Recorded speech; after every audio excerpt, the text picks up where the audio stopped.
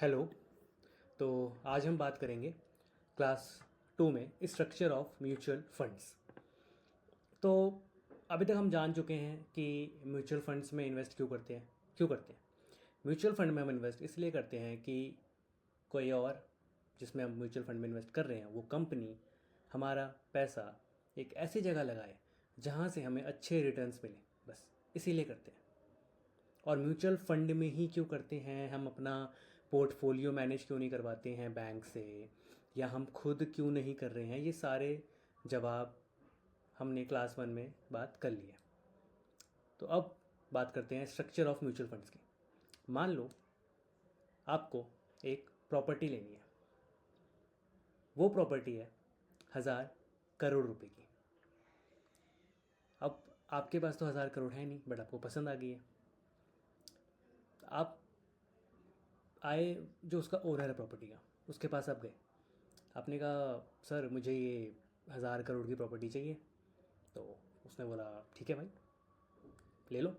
आपने कहा बट मेरे पास 1,000 करोड़ रुपए नहीं है। तो उसने बोला ठीक है कोई बात नहीं, आपके पास 950 करोड़ रुपए हैं। आपने कहा नहीं मेरे पास तो 950 करोड़ भी नहीं है। अच्छा ठीक है कोई बात नहीं। 900 करोड़, नहीं इतने भी नहीं है। अच्छा 800 होंगे, नहीं इतने भी नहीं है। 700, 600, 500, 400, 300, 200, 100 कुछ, नहीं नहीं नहीं। अच्छा 10 लाख रुपए तो होंगे, नहीं नहीं नहीं 10 लाख रुपए भी नहीं है। अरे तो भाई आप आए क्यों हैं यहाँ पे? आप या तो मेरे माथे पे कुछ सी करके लिखा हुआ है, ऐसा कुछ है, या तो क्या रीज़न है, आप क्यों आए हो मेरे पास? फिर मज़े लेने आए हो? मैं आपको बहुत खाली इंसान दिख रहा हूँ? आपने कहा नहीं नहीं नहीं नहीं ऐसा कुछ नहीं। मैं आपके पास इसलिए आया हूँ क्योंकि आपकी जो प्रॉपर्टी है वो 1,000 करोड़ रुपए की है। बट मुझे ये पता है कि आपको कोई एक बंदा तो ऐसा नहीं मिलने वाला जो आपको 1,000 करोड़ रुपए दे देगा। मैंने कहा यार बात तो है।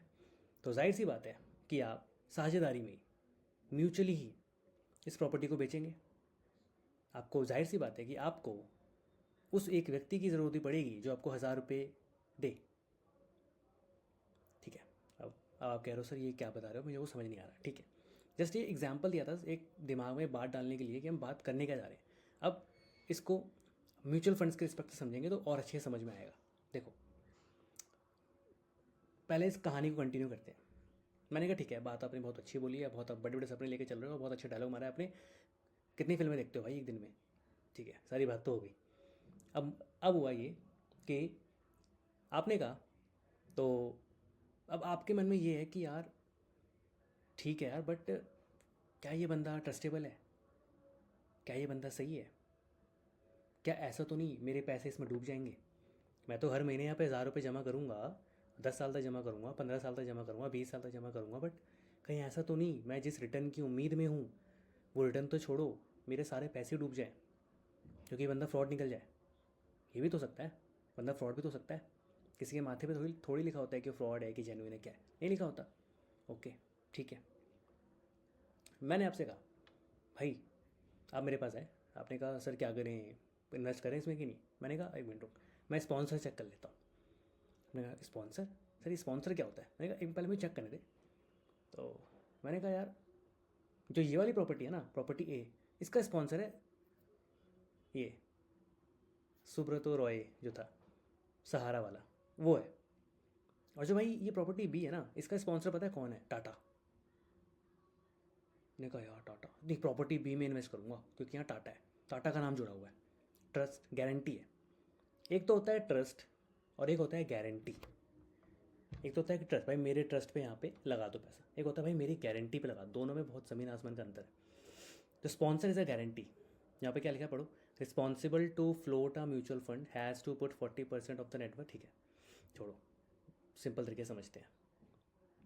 तो स्पॉन्सर जो मिल के, स्पॉन्सर का मतलब जिसने म्यूचुअल फंड को शुरू किया हुआ है।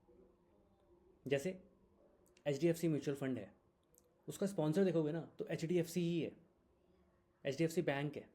अब सोचो कितना बड़ा म्यूचुअल फंड होगा, कितनी उसकी ट्रस्ट होगी, कितना क्रेडिबल होगा वहाँ। मतलब ऐसा कैसे हो सकता है कि पैसा डूब जाए आपका?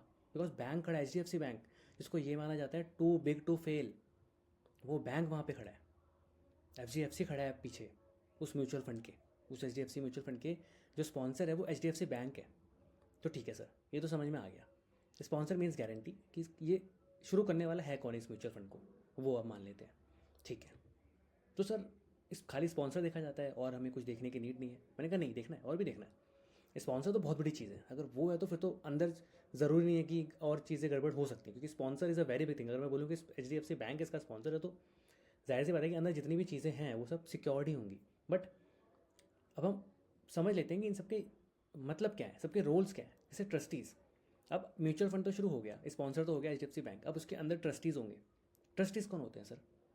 ट्रस्टीज़ होते हैं जो लोग आपके फंड्स को देखेंगे कि इसमें कोई झोल झाल ना हो रहा हो। एक तो होता है ट्रस्ट, जैसे आप पढ़ते हो ना टाटा ट्रस्ट, ये ट्रस्ट, जिस ट्रस्ट का मतलब होता है जो प्रॉफिट के लिए संस्था नहीं बनाई गई है, जो प्रॉफिट के लिए काम नहीं कर रही है। यहाँ पे हम ट्रस्टीज़ की बात कर रहे हैं जो आपके फंड्स को देखेंगे, responsible to regulate the mutual fund and make sure it's run as per guidelines. कि म्यूचुअल फंड जिस उद्देश्य से बना है भाई वो गाइडलाइन पूरी हो रही है कि नहीं, कोई झोल झाल तो कंपनी में नहीं हो रहा। एग्जाम्पल समझते हैं, हम सब ने देखी है हर्षद मेहता स्कैम, सब जितनी मूवीज़ हैं, किसी ना किसी लूप होल का फ़ायदा उठाया जाता है हर चीज़ में। फॉर एग्जाम्पल मान लो आपने तो 1000 रुपये इन्वेस्ट किए, ऐसे बहुत लोगों ने इन्वेस्ट किए, हज़ारों करोड़ रुपए म्यूचुअल फंड में घूम रहे हैं। उसमें एक बंदा बैठा हुआ है, अब वो बंदा ही सही नहीं है। यहाँ से उसने पैसा उठाया, पैसा मतलब आप लोगों ने जब जमा किया उसका पैसा आया, उसने क्या किया, यहाँ बोल दिया कि अभी पैसा आया नहीं है, अभी इतना ही पैसा आया है। मान लो 50 करोड़ है, उसने बोला 15 करोड़ रुपये आया, बाकी बाकी पैसा आया नहीं है, बाकी 35 करोड़ भी नहीं आया, 15 करोड़ आया। और उसने क्या किया, 35 करोड़ उस एक दिन के लिए स्टॉक मार्केट में लगा दिया, पैसा 50 करोड़ कमाया, 15 करोड़ अंदर, 35 करोड़ यहाँ पे साइड।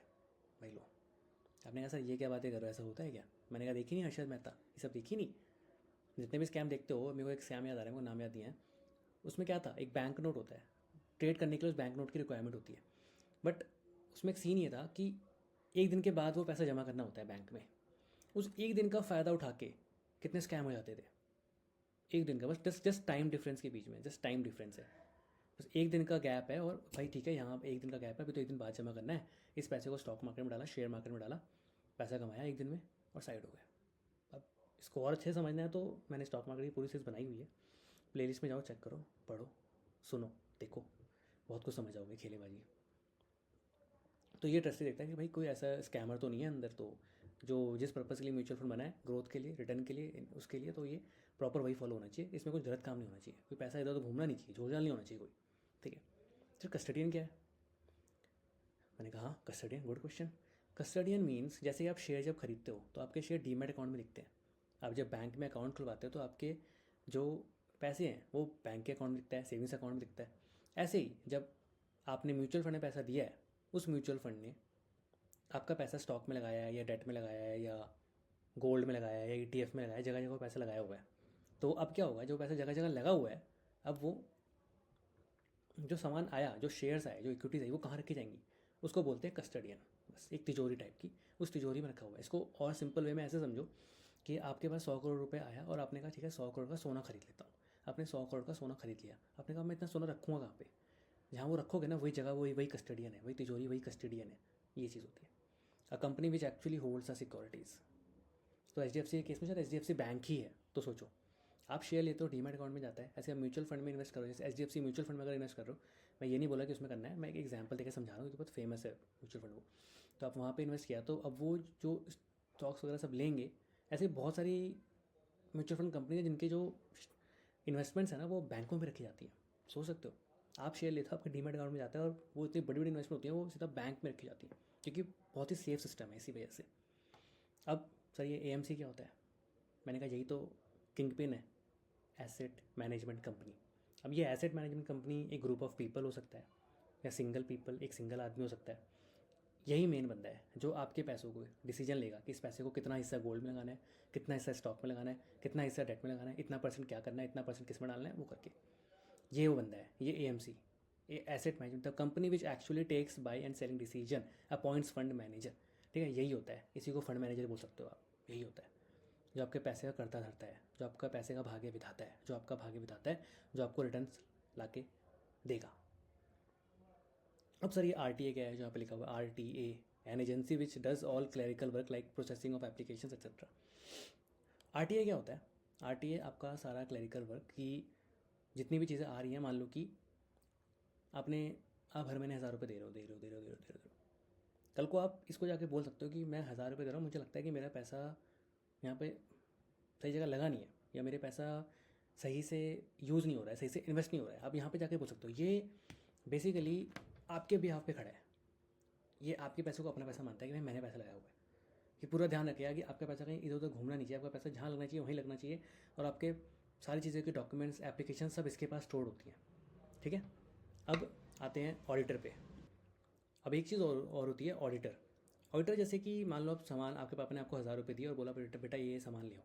फिर आप सामान लेके आए, आपके पापा ने बोला अच्छा 1000 रुपये यूज़ हो गए, आपने कहा हाँ यूज़ हो गए। उन्होंने कहा ठीक है बताओ भाई कैसे कैसे, आपने कहा ठीक है मैं इतने इतने रुपए के केले लाया, इतने रुपए के आलू लाया, इतने रुपए की भिंडी लाया, इतना रुपए का मैंने ये लाया वो लाया वो लाया। अच्छा, तो आपके पापा ने सारा कैलकुलेट किया, उन्होंने कहा ये 100 रुपये तो रह गए, 100 रुपये का है, 100 रुपये तो मुझे वापस भी नहीं किए।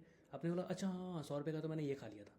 ओह, तो दिस इज़ ऑडिटिंग। आपके अकाउंट्स, जो भी अकाउंटेंसी है उसकी ऑडिट, कि आपका पैसा जितना भी लग रहा है वो प्रॉपर्ली उतनी जगह लगा भी है कि नहीं, कहीं और तो नहीं घूम गया है पैसा वो। तो प्रॉपर्ली सोचो, इतना सेफ मैकेनिज्म है, इतना सेफ मैकेनिज्म है कि आपका पैसा ज़रा सा भी इधर उधर हो नहीं सकता। ठीक है, ये अब जैसे देश का जो ऑडिटर है वो CAG है, और जो आपका म्यूचुअल फंड का ऑडिटर है वो तो ऑडिटर है ही। तो ये सीन है, ये पूरा structure of mutual funds. Sponsor बात कर ली हमने, ट्रस्टी बात कर ली, custodian, AMC, RTA। Basically sum up करने के लिए बता देता हूँ, म्यूचुअल फंड का मालिक जिसने शुरू किया है वो है स्पॉन्सर है। ट्रस्टीज़ जो देखेगा आपका पैसा कहीं हेर फेर ना हो रहा हो, कोई उसमें लूप होल ऐसा ना हो उसका फ़ायदा उठाया जा रहा हो, जो आपका चाहे वो AMC हो चाहे वो कस्टडियन हो, ट्रस्टी कस्टडियन पर भी नज़र रखेगा, जहाँ पे शेयर से प्रॉपर वहाँ रखे हुए हैं कि नहीं, आपकी जो इन्वेस्टमेंट सिक्योर्ड है कि नहीं, प्रॉपर तिजोरी में रखी गई है कि नहीं। AMC जो आपका पैसा है, जो जो आपका AMC है एसेट मैनेजमेंट कंपनी, या जो आपका इन्वेस्टर है जो आपके बिहाफ में पैसा लगा रहा है, जो आपके बिहाफ में आपके पैसे का डिसीजन ले रहा है, वो सही जगह इन्वेस्टमेंट कर रहा है कि नहीं कर रहा है, जितना वो कह रहा है उतना ही वो कर रहा है कि नहीं कर रहा है, और पैसे कहीं उधर खा तो नहीं रहा, वो AMC है। और उसके बाद RTA है। RTA आपके पूरा प्रोसेसिंग, जो एप्लीकेशन वगैरह जो आपने सबमिट करी है, जो भी आपका इन्वेस्टमेंट हो रहा है प्रॉपर उतने इन्वेस्टमेंट आप मतलब पूरे आपका डॉक्यूमेंट्स उसके पास हैं। आप जब चाहो उनसे मांग सकते हो कि भाई ठीक है ये मेरे सर मुझे लग रहा है कि मेरा जिस पर पैसा गया वहाँ पे रिफ्लेक्ट नहीं हो रहा अकाउंट में, तो आप यहाँ से मांग सकते हो। तो मोटा मोटा मैंने सिंपली, और फिर होता है ऑडिटर। ऑडिटर बेसिकली अकाउंटेंसी जो प्रॉपर ऑडिट करता है कि सब कुछ सही जगह पे है कि नहीं, कुछ गलत तो नहीं हो रहा, बस ये पूरा चीज़ें हैं। तो अब हम क्लास 3 में मिलेंगे, जिसमें हम AUM ये सब सारी चीज़ों की टर्म्स की बात करेंगे। तो ठीक है, टाटा, सी यू, बाय बाय। और मेरी E-बुक ज़रूर लो, वहाँ पे है, बहुत सिंपल है, .com वेबसाइट पे कई बार दिखा चुका हूँ, एक बार दोबारा दिखा देता हूँ। ये रही वेबसाइट, बहुत सिंपल है, .com, BOHOTSIMPLEHI.com। नीचे आओगे तो ये मेरी बुक है, ये बहुत जल्दी लॉन्च होने वाली है, पेड बुक है। ये the art of story telling, ये E-बुक है, फ्री है, अभी पेड बिल्कुल भी नहीं, इसको पढ़ो, बहुत ही अच्छी बुक है, मज़ा आ जाएगा पढ़ के। और तो चैनल को सब्सक्राइब कर लो और लाइक का बटन दबा दो और सपोर्ट करो यार, सपोर्ट करो प्लीज़। ठीक है।